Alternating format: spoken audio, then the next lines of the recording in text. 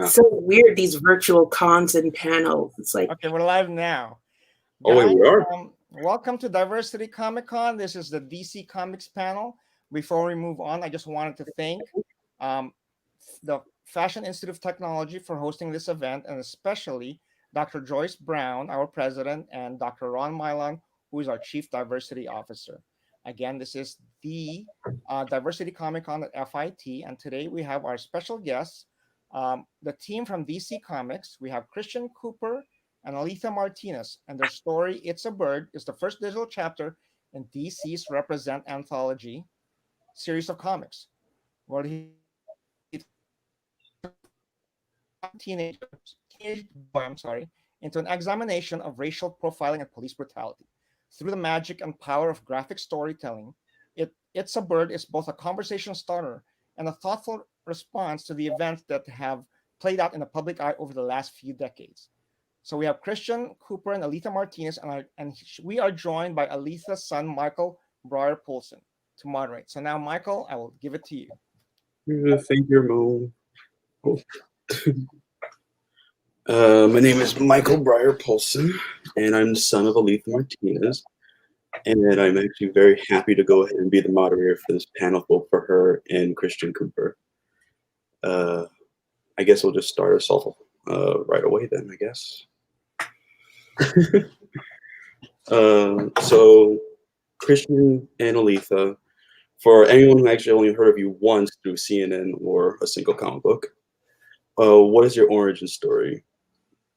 And how did you actually start for being an artist and writer and a birder?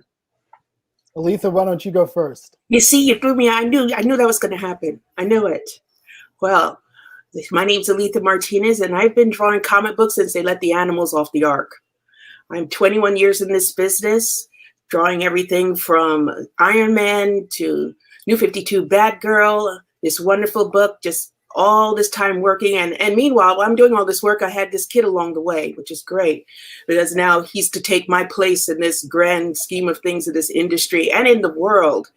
And I think it's very, very, very, very important that we have this conversation today, because comics have always been a little bit political, a little bit, resonating with the rest of our world. And it's about time that it started to include more diversity, like people like me being the first to walk in the door and go, I want to draw comic books. But they're like, yeah, you're a little, the girl thing isn't really working for us now. But never, never, never pushback from the companies. It's more like the public's not ready for it. So I spent many years without having a real voice within the industry, without really being heard or really being seen. And so it's like slowly coming on and climbing this mountain. So I'm very happy to be here today, 21 years later, still doing this thing. My origin story is a little more circuitous. Graduated from high school, went on to college, graduated from college, started working in magazine publishing as an editor.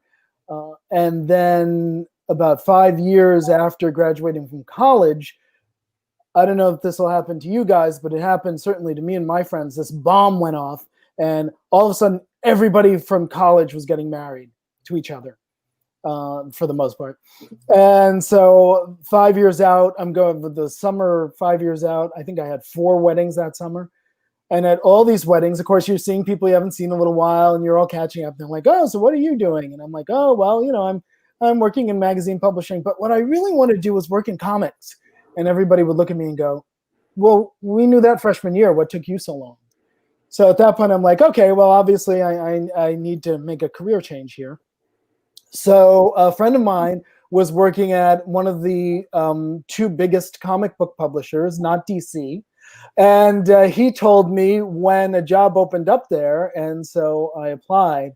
And at that point, my resume worked against me because it was an entry-level position, and they all looked at resume, and I think I might have maybe omitted the fact that where I went to college is Harvard University, which is sort of like not exactly considered a breeding ground for comic book writers. So everyone looks at my resume and they're like, oh, no, you're way overqualified for this job. And I had to really sort of talk my way in there. I was like, no, you don't understand. I don't care. I will take a 1/3 salary cut. I will Xerox, and Xerox only if that's what it takes, but I want to work here. So they happily took mercy on me, and I got a job as an assistant editor, entry level. I was the submissions editor at the beginning, and submissions editor is a real mean job because people send in work unsolicited, and you have to basically tell them, no, we can't use you, because there's very little opportunity as an unsolicited artist and none as an unsolicited writer to get a job. Some people manage it, but it is very, very hard. And you can just imagine the tidal wave of submissions coming in. So that was my job, to be the shatterer of dreams, basically, and tell people, no, no, no, thank you, but no, no, no, for a while. And then eventually I moved into other parts of the editorial stable, and was working on titles like Incredible Hulk and Ghost Rider as an assistant editor. And then my writing eventually grew out of that, because that's what I was mainly interested in. And I knew that as a writer, whereas an artist, someone can glance at your work really and get a sense of whether or not you have the artistic chops to be a comic book artist. Of course, there's things you have to learn. Of course, there's things you can learn, but they can tell that you have the basic skills. Much harder with the writer. You can't glance at somebody's written words on a page and know whether or not they can craft a comic book story. So I knew that the quickest way to become a writer was to actually be working there already as an editor. And a lot of, at least back then, a lot of editors became writers and vice versa. So that's what I did. I started writing freelance while I was there working as an assistant editor and then associate editor. Then this big two comic book company went through bankruptcy and laid off 2/3 of the staff, including me. So at that point, I was just freelance writing, which actually suited me just fine, because I happened to, at that point, that publisher got the Star Trek license. And I have been a Star Trek fan since, the womb. So that was tremendous to suddenly be able to have an opportunity to pitch for Star Trek comics, because my mentor at that comic book company is the one who was going to be editing the Star Trek comic. So I submitted a proposal for a Star Trek comic series, and mine was the only one that was approved out of the box.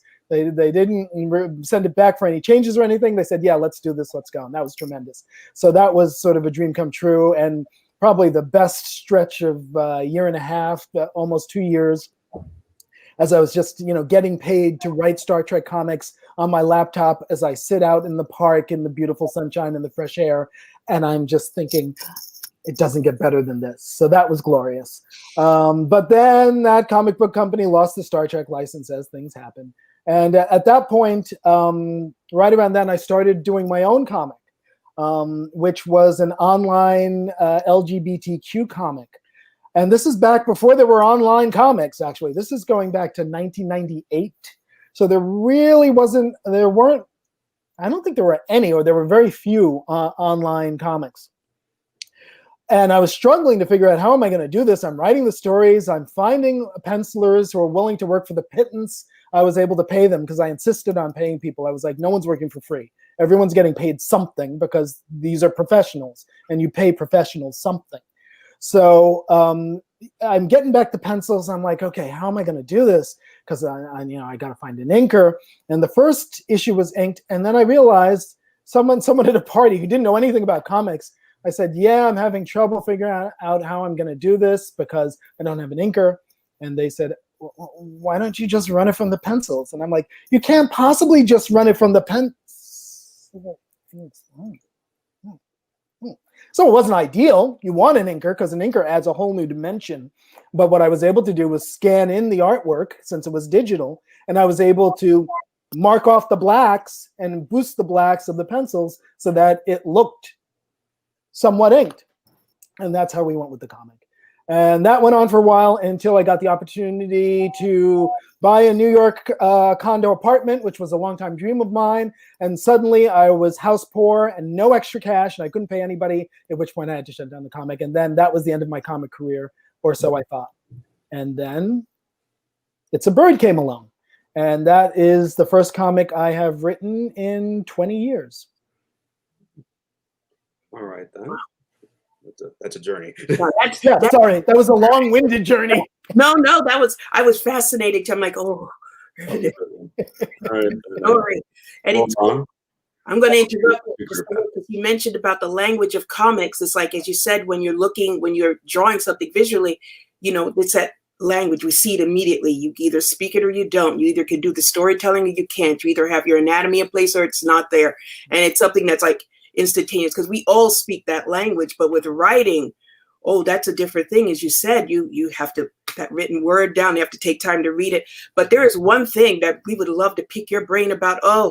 It's the strength to pitch. While you might not have the visual, you have the voice. And with that voice, you have the strength to pitch, to talk, to be able to, communicate what you want, focused like a laser. Whereas artists, we're like, when someone comes and says, "What's this book about?" we go, "Just buy the book.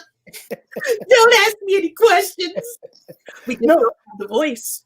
Well, you're right. And that's part of the reason why I think writers and pencilers make such a great team, because we bring different strengths. Comics is a collaborative process. It is the writer, the penciler, the inker, the colorist, and the editor. But you're all bringing a different skill, but particularly the writer and the penciler bring, one brings a sort of plot-driven, what is the character arc, an ability to sell things through words, as you mentioned, and the other brings a complete sense of the visual, an ability to take those words and put them on the page in a way that is dramatic and bold and dynamic, even though nothing's moving. But you give a sense of motion, you communicate motion through what you draw. So it's a great collaboration. It's really a wonderful process. It is. When it works. When it doesn't, it's not good. Let's not talk about the train wrecks. The wreck. Michael, just stop us from talking about the train wrecks. Stop us. The train wrecks we have all been in. It's like, well, then let's go ahead and crack in another question, shall we? Yes. Stop it. Mm-hmm. All right, then, Ma. So tell us about your experiences as a comic book artist. So, let's see. That's a broad, sweeping question. Experience as a comic book artist. Thank goodness it's something that keeps changing and keeps evolving. Every time I think I'm going to get, this is my year to coast. This is a good year. Oh no, you're just talking about the train wrecks. Every day is a comic book day, including this year we've had pandemic. So we're up with zombie attack just about.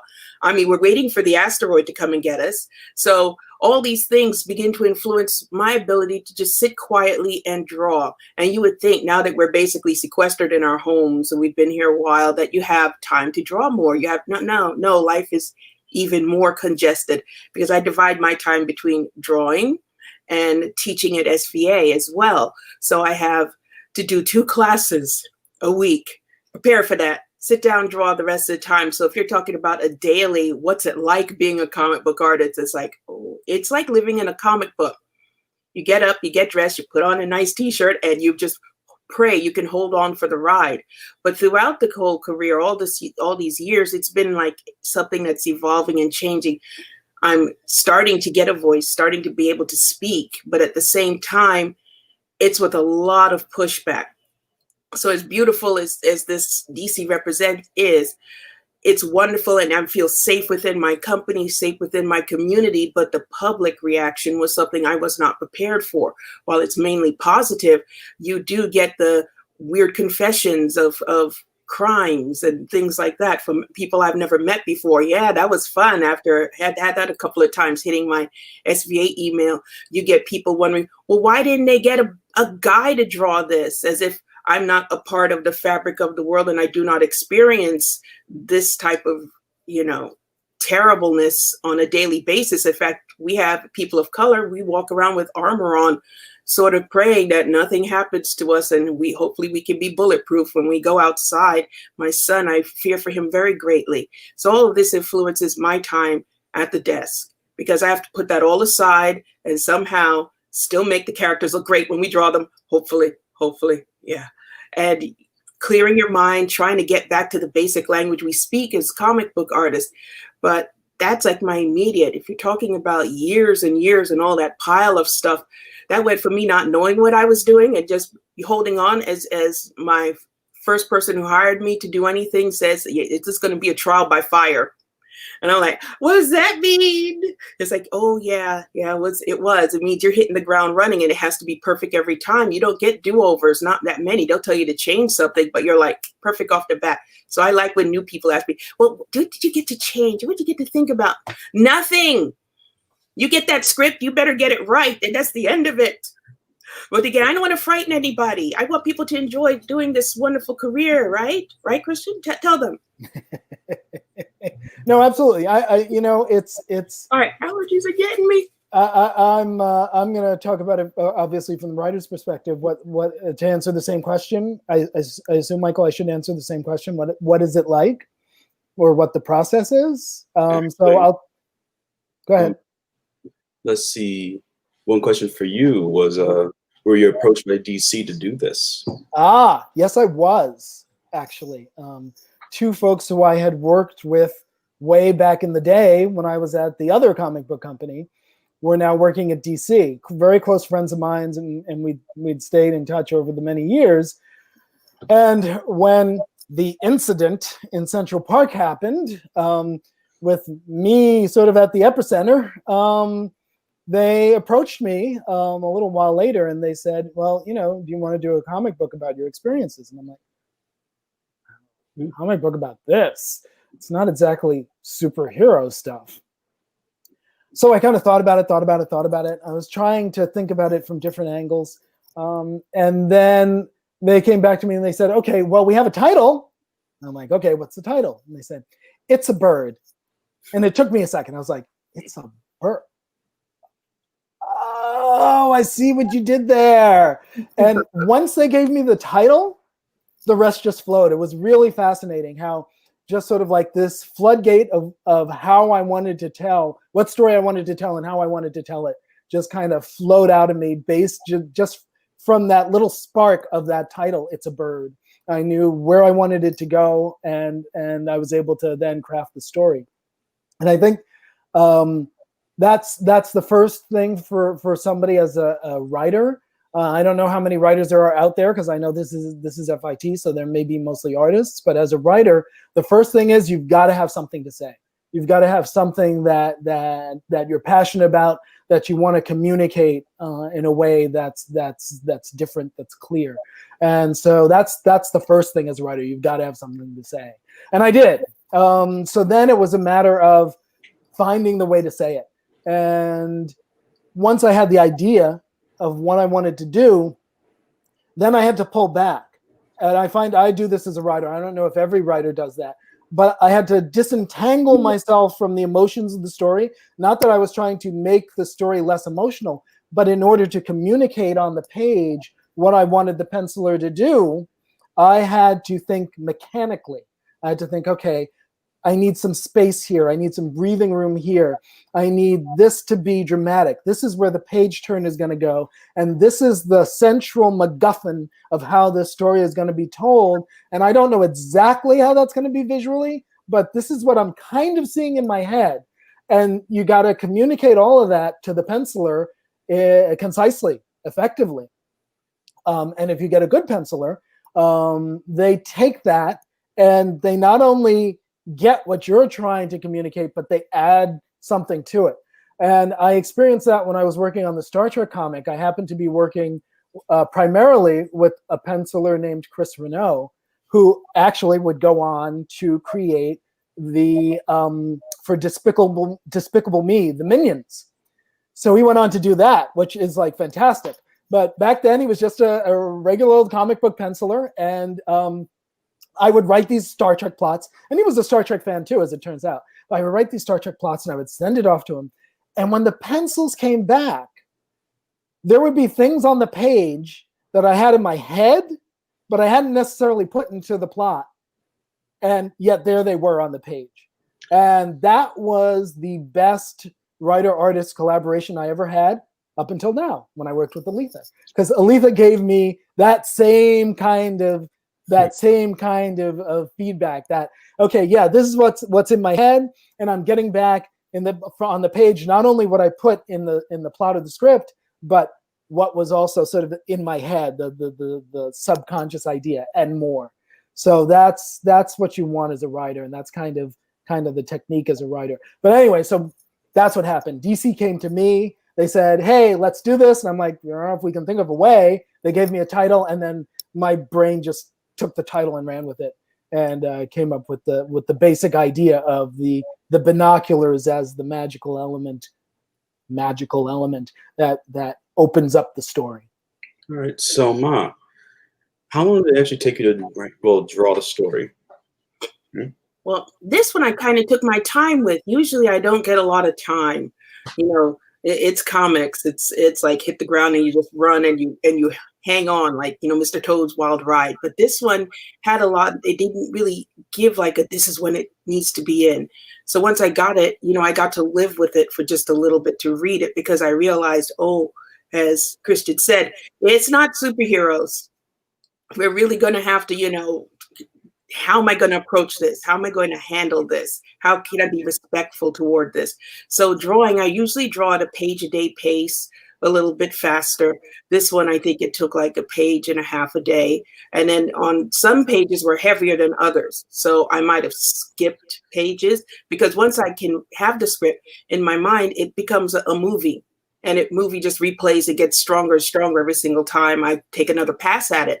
So it doesn't matter if I start from page 1 to me or page 10. I know there's some editors are rigid, like, oh my God, do every single page in order. I don't see it that way. Sometimes, the opening is stronger. Sometimes the very end of it's stronger. And I try not to draw the last page first.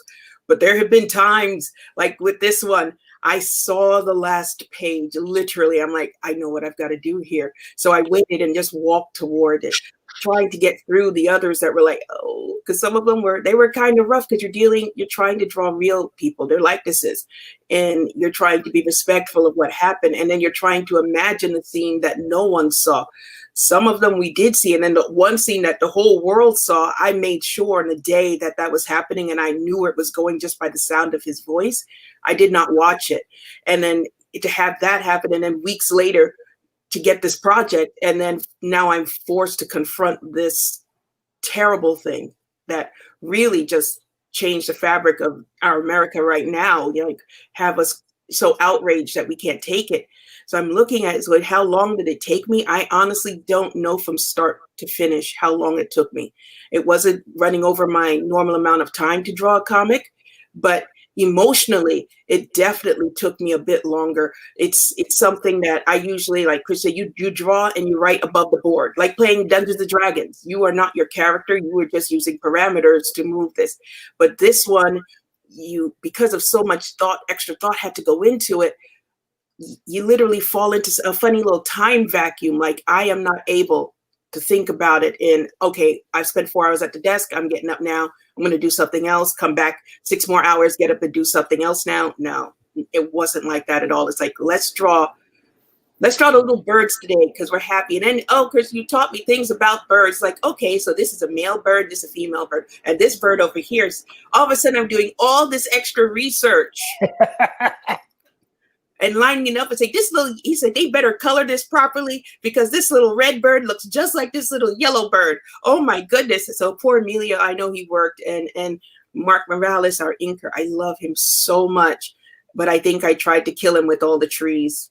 The trees. Yeah, and I apologize for the trees. The leafiness was driving him nuts.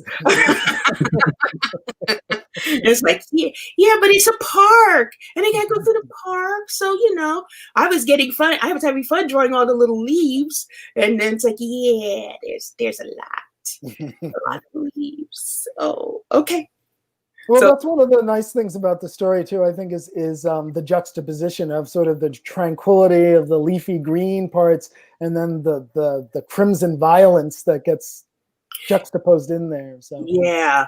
And then how in certain, as I said, certain scenes we were not there for. So just to have to sit there and imagine, like, and it's not like this is somebody that's a superhero or somebody that that should know better than to live in Metropolis or Gotham. I don't know why those two cities are populated at all. No one should be there. It should just be empty, like Disney World. You leave after a certain hour, just let things happen there, and then you come back in the morning and go to work. I don't know why people live there, but unlike that, this happened to real people. So you have to be respectful of those moments and just try to figure out how to relate that so it's not something that's like, comic book heavy with, look at this bombastic scene. It has to be quiet and yet still poignant. So yeah, that was something, all right. And one of the things I got to say, Eletha, that you did so well, why you're probably the perfect person for this particular story, is your mastery of facial expression, because that was so key in the telling of the story. I didn't want to have to freight this story with too many words, too many word balloons, too many thought balloons. It was supposed to kind of tell itself, but that required, facial expressions that you could interpret, that you could understand what the person was feeling. And a lot of artists, especially in the superhero genre, are not particularly good at that. So that was your strength, one of your strengths that you brought to this, and it really makes the story, in my humble opinion. Yours is the main opinion, because you brought as I said, I had to be able to see your script, and I could. It was a movie playing in my head. And luckily I have a teenager, and I've seen many of those facial expressions under very many conditions. And just being able to, I look at my son and say, he reminds me so much of Jules, because unfortunately, as I said, you have to walk around with armor, and we live in this world, and you're going to run into something. And particularly this face, I saw this face at an airport on my child's face when we were stopped trying to come back from North Carolina to New York after a convention. There is no reason to do that to us, but we were. Why? Because I guess they decided we were too exotic. So they asked me where we were from, and I'm like, New York. No, where are you from? And I realized they're looking at my boarding pass with my hyphenated name. They see Michael's name, and it just started a whole, can you trying to get my purse from me, trying to separate my child from me. And I watched him go from, much like Jules in the story, from this sort of, we're coming home from a con, innocent thing, and where are we going next week, to fear. And then from fear to nervousness when they actually call, it's like who's your contact person? My contact person. I'm a grown up. I don't need a contact person to fly. And my son immediately hit a sort of panic at this point, going, if they call Abby, it's like, don't worry, then we're just gonna get a ticket to Honduras if they call Abby, because if you call her number and it seems like a New York number, but no, it's a digital number that hits up to Honduras. So one of the things we don't have, and my family was very, very, very adamant about, is that when we open our mouth, they did not want where we came from to be heard. They would use the words perfect American English my whole life. So that even though I came into the country at 12, coming from Curacao, you're speaking other languages. I'm communicating with my brothers in Dutch and Papiamento, very little Spanish, but they did not, she didn't want that heard. So you're in speech therapy, you're in this, you speak English when you're in this country. They did not want, when they open our mouth, to be able to say, this is another mark against you. You've already got all these other points going on, but this we don't want for you, which is a way different thinking than how it is today. Now you have room to be diverse and different and be yourself. But growing up as a child, coming here, me, my brothers and I, the rest of my cousins, being the first children of immigrants born in this country, they wanted us to have every advantage possible. I did not see it, and I still don't see it as a true advantage to be stripped of your heritage that way.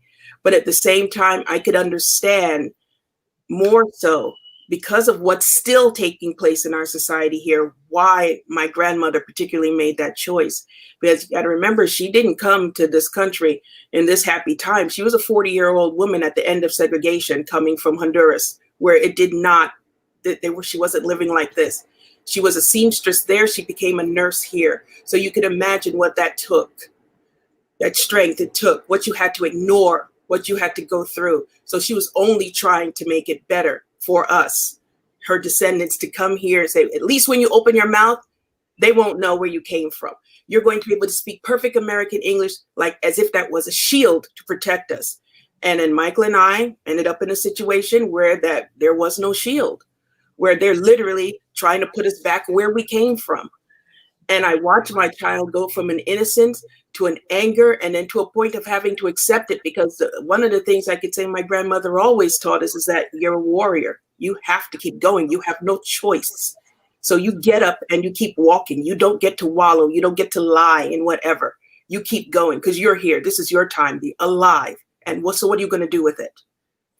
And Eletha, what you were talking about that panel, if I hope we can navigate back to it, that one right there with that expression on his face, that's a really good example of that collaborative process that's part of making comics. Because sure, I wrote that Jules should, have a certain facial expression, but what I got back, that's Eletha. That's all her. She brought that to it. She had that experience. She remembered what was on Michael's face at that moment, and she put it onto the page to the point where you notice there's no words on that panel at all because it didn't need it.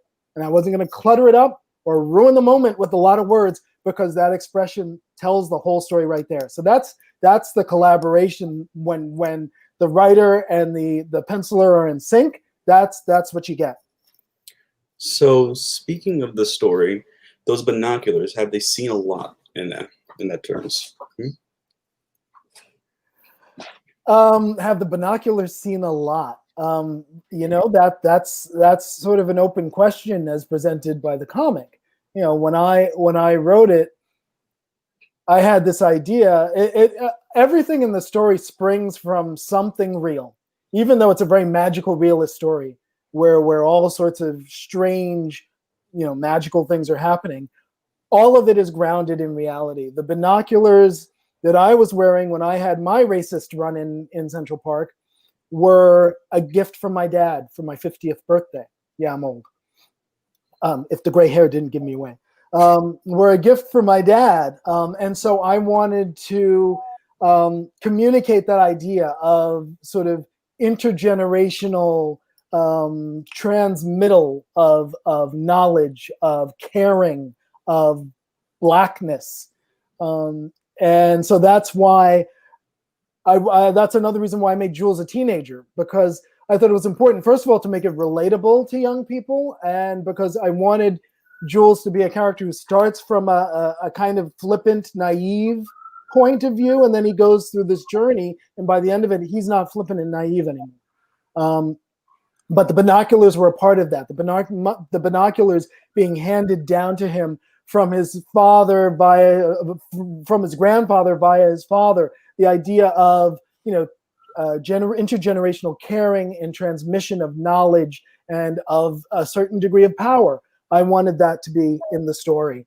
So that's sort of what the binoculars represent indirectly. And then, of course, there's the special power they have, which is that they show things beyond what is seen just through the visible spectrum. They allow him, because they've seen war and seen civil war in the civil rights movement, because they've witnessed what Black folk went through in the civil rights movement, they can summon these spirits. They can see these events. And that's really what the binoculars were for. They were the conceit of the story that let us weave these two seemingly unrelated things together. The experience of a Black kid going birding, and then all the violence that has fallen on so many Black people, fatal violence in these cases. And they wouldn't seem to match up. And yet underneath both of them, hopefully the story makes clear, is the same vein of systemic underlying racial bias. And how in the cases of the three people we see, Amadou Diallo, Breonna Taylor, and George Floyd, it had fatal consequences, but also how it impacts Jules and how he's just trying to go birding on public land, and some crazy old white dude is out there saying, "Get off my lawn," So it shows how all of it is woven together, hopefully, and that's kind of what the binoculars were for. They were our way to enter this world and weave these two stories together. Okay. Well, another follow-up question from a student is, why did Jules choose to turn away from the confrontation? That was real important to me, because that was my way of saying it's not about her. And I can't say that enough. It's not about the crazy white lady. It is about those we have lost and how we keep from losing any more. Don't let anybody distract you from that. I don't care how much their gums are flapping, how much they're screaming and yelling about law and order and about how, Antifa or whatever they're getting themselves worked up about. Don't let them distract you. This is about those we have lost and how we keep from losing anymore. And that's why he tunes her out, because she doesn't matter. And he turns his back to her. And it's funny, when the lettering came back, the balloons for the next panel or two were all the same size originally. And I had specifically said in the script, I'm like, no, these words get smaller and smaller. They diminish as she diminishes, as the importance diminishes. And so we sent it back to the letterer, and the second time around, he got it. And he has those word balloons where she's just going on and on. You don't get to turn your back on me, blah, blah, blah, blah, blah. And it's like, eventually it becomes like the Charlie Brown voice of adults. Meaningless. Nothing. Background noise. And he turns and he looks at what matters, which is those folks we lost. All right, then. So, Ma, how personal does it actually feel to, creating a story like this based on real world events? As I said, you had to be very careful in the approach, because it involved, real experiences and people that are no longer with us. So you can't handle that with a heavy hand or just charge forward like it's a superhero story, regular. And yet, to me, it was very much as I'm looking at the pages side by side, I'm realizing now, because I'm one of those people that don't like to look at their work. So once it's drawn, it's like I never look back, darling. It distracts from the now. So I could say, out of all the works I've done, this is probably the one I've seen the most. And when I look at it and see them lined up like that, I'm going, with the black, that feeling of, it worked the way I wanted it to work. That feeling of how you're confined, and this is like a darkness that's underneath. So you have all this beautiful brightness, this being able to roam with just the visual, the way it came together for me in seeing it. It's like, okay, so it did work. Because sometimes when you're drawing, you're not 100% sure, because you can only handle one little part. Christian wrote it. I have the script. Somebody else will ink it. Somebody else will color it. Somebody else will letter it. And then sometime I get back work and it doesn't look anything like what I drew it. I'm like, what? I have had people hand me books at shows and I go, I didn't draw that. It's like, yes, you did. Your name's right here. I'm like, oh, who did this to me? but not with this one. I mean, just when I saw the way the faces were colored, when I saw the way, like certain panels I came so close, and because they didn't need any more, they didn't need words. They didn't need to be, oh, let me show you this whole terrible scene. It was just enough. And then that black, because I wanted to convey that feeling of how we feel to walk around in the world. You're happy and bright, but you never know. It'll sneak up on your back. Somebody can just face you. But what will you do? How will you react to it? Are you going to do what? Break into violence? Or, as you say, going to get on with your life? You're going to do what you have to do. And when the time comes, do what you really have to do. Vote, get out there to make changes happen, to make it better so that we don't have to see things like this anymore. And we don't have terrible stories to tell anymore. And if I can just jump in to say, we've given, go back. If I can give a shout out, we've already given a shout out to Mark Morales, the penciler, the inker, hello, brain. But we need to give a shout out to Emilio Lopez, who was the colorist. Because I mean, if you look at that panel where the shading on Jules's face just sort of amplifies what Eletha as the penciler, gave him in that expression. So, and he just the way Emilio did the contrast between the greens of the beautiful, lush, tranquil pages and the reds of the violent pages. He did a magnificent job. So again, the collaborative process of making comics comes shining through here, where it's not just the writer and just the penciler. It's the writer, it's the penciler, it's the inker, it's the colorist, and then hopefully you get something that's meaningful out of the end of the process. All right. So let's go and continue on with this kind of question. Based on the fact that it was inspired by real events, was this also your first intentional Black story? And how did it actually feel, telling the story now in 2020? It wasn't my first intentionally Black story.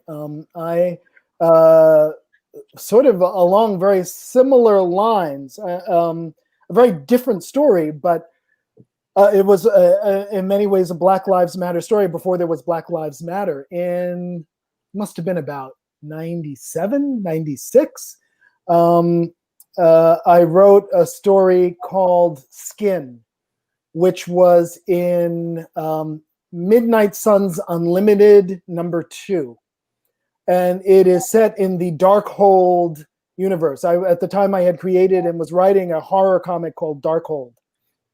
And right about that time, the Rodney King verdict came out. Now, I don't know how a lot of you folks are young, but the Rodney King verdict was there were these 4 cops who were wailing on them, 4 white cops who were wailing on this Black guy with their batons and knocking the life out of him, even though he's already crumpled and down on the ground. And this got caught on video. This was in Los Angeles. And these cops got brought up on charges, and they all, even though there was a video documenting the whole thing, they all got acquitted. And there was just this rage in me, and I think anyone who's ever walked around in a brown skin. And I had to channel it into something. So I wrote this story, Skin, which is about this cop who makes it his business to wail on brown-skinned people and what happens to him as a result. Because Darkhold is a horror comic, and horrible things happen to horrible people in horror comics. So I will not say more, but if you can seek it out, maybe you'll be able to find it and read it. But so that was a Black story, if you want, that I had done before this. Well, we only have 15 minutes left, so we're going to ask some conclusion questions from the students, all right? So, Mom, what was your ultimate dream comic book too? And Christian, you can answer it too. Oh, don't get me started. I've drawn just about everybody. I've drawn everybody just about, except there are 2. There are 2 that I need to complete my full circle. Well, no, there's 3, but as you said, there's 1 we can mention, but I need to draw Superman one day. I honestly do need to draw Superman one day, need to draw Wonder Woman one day. And that would complete my circle, my journey through comics. But why Superman? Because it's Superman. Oh my God. But because not a lot of women, or if any, have gotten to draw Superman. So I think that's a good mountain. That's another one to plant a flag on. And just because, when you're young and you're outside the country, you don't get exposed to a lot of these kind of superhero things. I mean, we're watching Flintstone and Dallas, and you're only allowed to watch Dallas from the yard because they're not gonna. They don't want you in the house. So you come back to the country and you see this explosion. I mean, they've got all these heroes, and it's so wonderful. And what are you hearing as truth, justice, and the American way? Because, when you're outside the country, back in that day, now it's different. Michael and I travel internationally, and we are definitely seen in this 2020 era as maybe crazy savages here. It's not the same. They don't uphold us as some place to go for opportunity anymore. And they're upholding all these moral values. Yeah, we've lost that. Comics gives us a sheen of that. And I would like to visit Superman with that feeling that I had when I was a child, and first seeing this wonderful immigrant character that stands no matter what, and stands and fights for little people like me. So of course that's why I got to have him. Oh my goodness, I never thought of that Superman is an immigrant. Yep. Wow. Nice. How did I not think of that before? He's the ultimate immigrant. Yeah, there you go. He is extraterrestrial, isn't he? Oh. He's an anchor baby.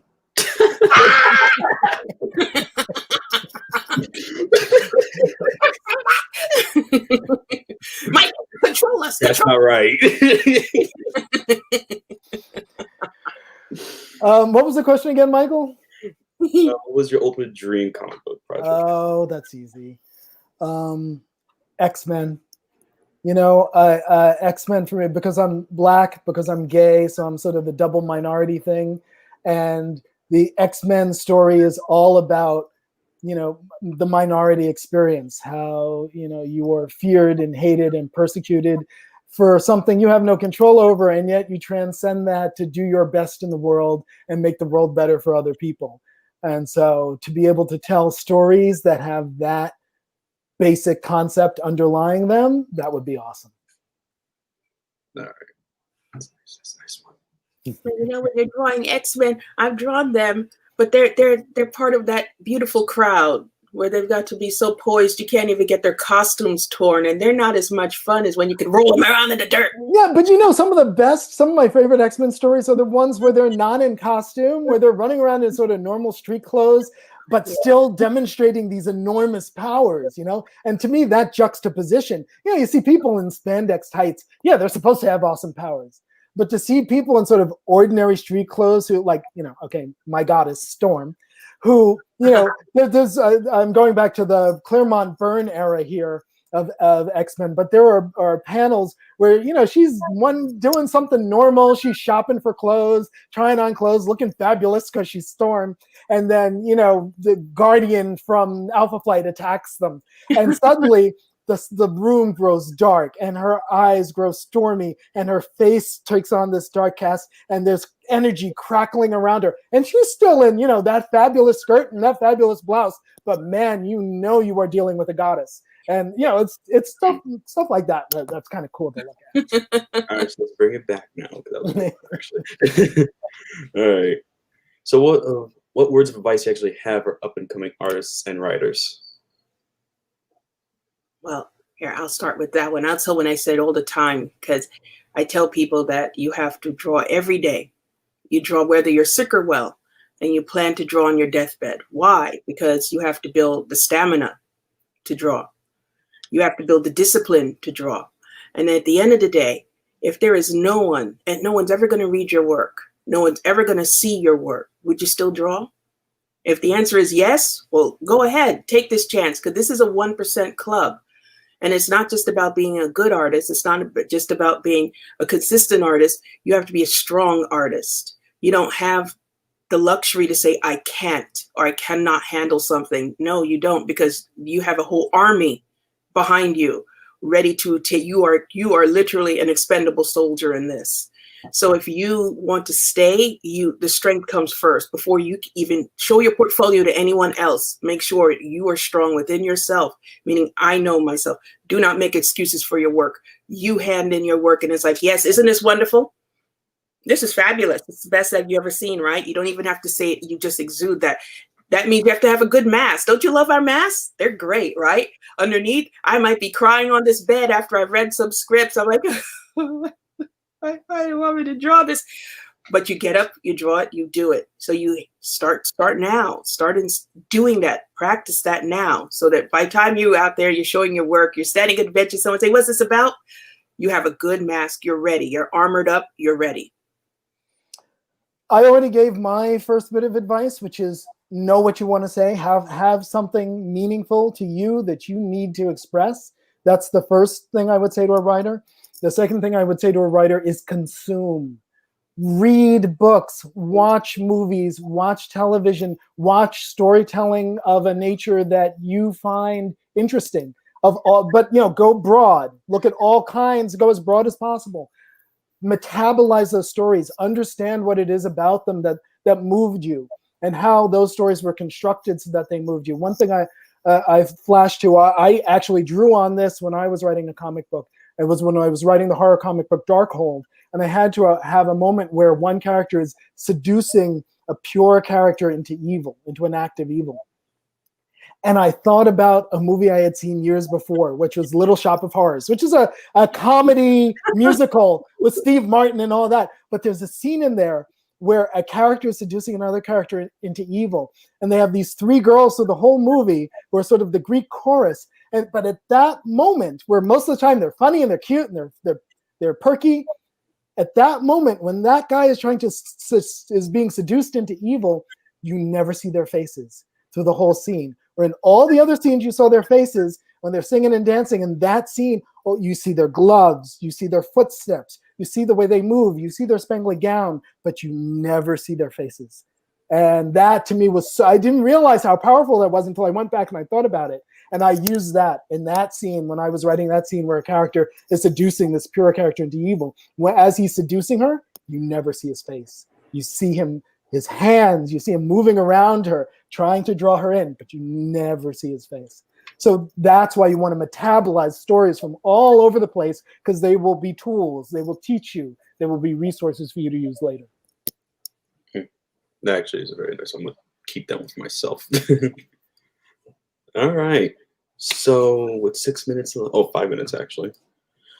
So how can we manage bias or hate in 2020 now? Go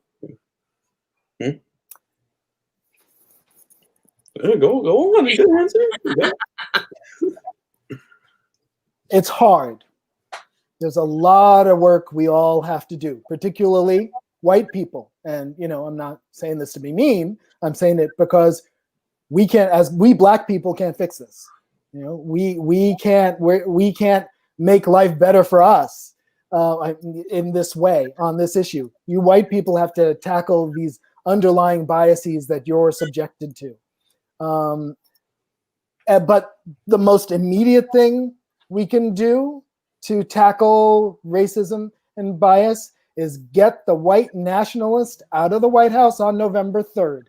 That's first and foremost. That's what we can do, all of us, right away. So vote like your life depends on it, because it does. Yeah, I heard tell that only like 60% of us did not vote last term. That's terrible. That's why we're stuck with this crazy person. I don't know about you, but if he leaves the White House quietly, that would be the best I can hope for. But I kind of think he's going to grease himself up and run around there. They're going to chase him. It'll be something that we get to tape, and I will tell all my friends, watch this. Yeah, we'll get to see that. It's like, does it stop when we drive this one out? Is he truly this? Was he the catalyst, or was he just this underlying voice? I know. Come on, it's going to happen. We're laughing, but we're crying on the inside. Yeah, we are. I can't. We're going to be so embarrassed when we go home. And I'm sorry, you young people in particular, because like I said, I'm old. You young people in particular, you have got to get engaged politically. You have got to vote. You've got to get your family on the right side of history and get them to vote. You gotta do it. You gotta get moving on these things. I don't want to hear any more excuses. You're old enough to vote. You should be voting every single election. Don't just wait for the presidential elections. Every single election. It makes a huge difference.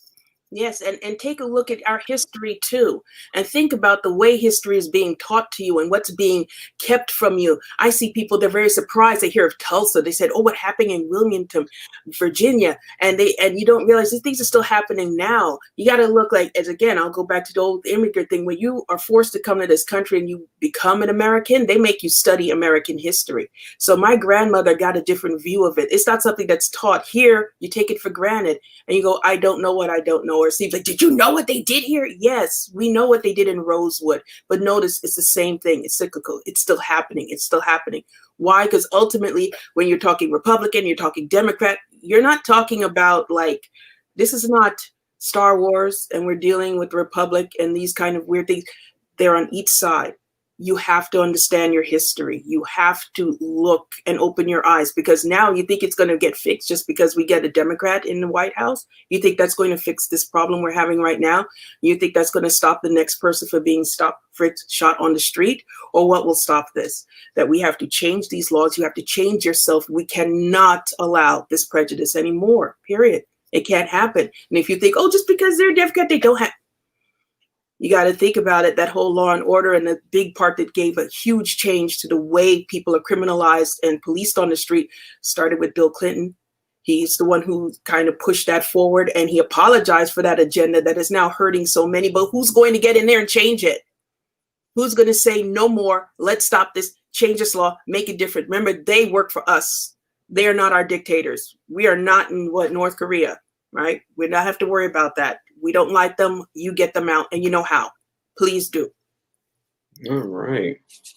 Let's see. We have enough time for maybe 2 more questions, but time flew right by. What happened? I know, right? It's crazy.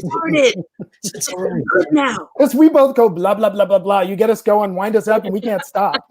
Hey, it's great. It's a good Yeah. All right. So some of the audience is actually asking, is it possible to buy a copy of It's a Bird? And another question is there going to be more anthology series like it in 2021? So feel free. I don't think there's a plan for a print edition of It's a Bird at the moment. It's free digitally. I don't know what the plans are for print editions going down the line. And Represent is the anthology comic. It's going to continue in 2021 with other voices, other writers, other pencilers telling their meaningful stories. So yeah, keep your eye on Represent, see what they're doing next. I was talking, the folks who approached me, approached somebody else, they were telling me, and I have no idea who it was, but it was sort of an exciting prospect that they are moving forward with this idea. So. Yeah, it's not just one voice, it's many voices. We all just had, we're all going to start singing in unison.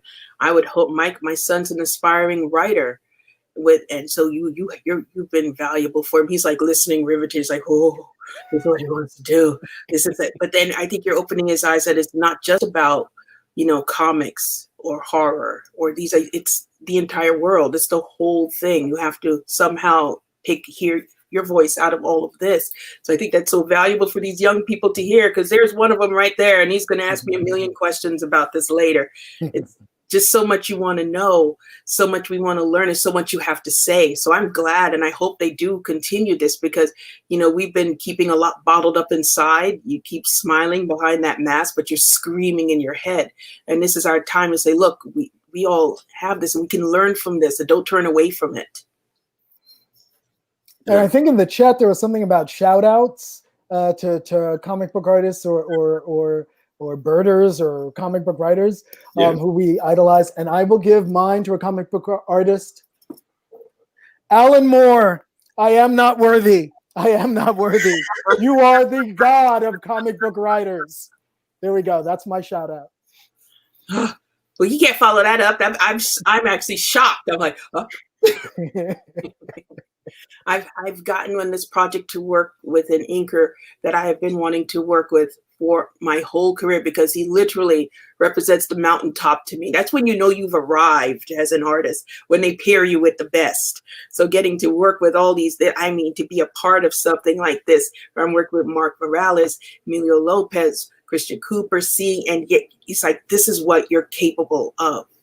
When you have time, when you have a team that cares, it's like, oh my God, why couldn't this be like 10 years ago, 20 years ago? Why? It feels so good to be a part of something where you're actually able to look at your work and be proud of what you've done. So I thank the rest of the team. Thank you, Christian, for your wonderful, wonderful script, for just having that focus. For Mark Morales, can never say enough, can never say enough. And Emilio Lopez, look at the colors. That's it. Oh, and there's some scene they did not show you that were like, that's where the power was when you see that. I'm like, oh my goodness. Yep, that's my shout out. All right. So Like that, Eletha. 2 minutes, and it's a wrap up now. Any final thoughts you want to say for these last 2 minutes? Guys, work on your craft. We want to hear your stories now. We want to be able someday to read your stories out there and have you change the world, hopefully, with the stories you tell. So yeah, hone your craft. Yep. Keep charging these gates. The fight's not over. I always say I need someone to pick up my sword when I fall. So please Keep drawing, keep writing, keep creating, keep flooding our market. Let us hear your voice. Let us see your stories. It's time to talk. Well, I guess that's it. So if you want to say something else crazy, then come on, man. Hey guys, thank you very much. That was a great panel discussion. Before we go offline, I just wanted to thank some other people. I wanted to thank Jennifer Fuglevan over at DC for putting this all together, and for Clark Bowl, who also helped her.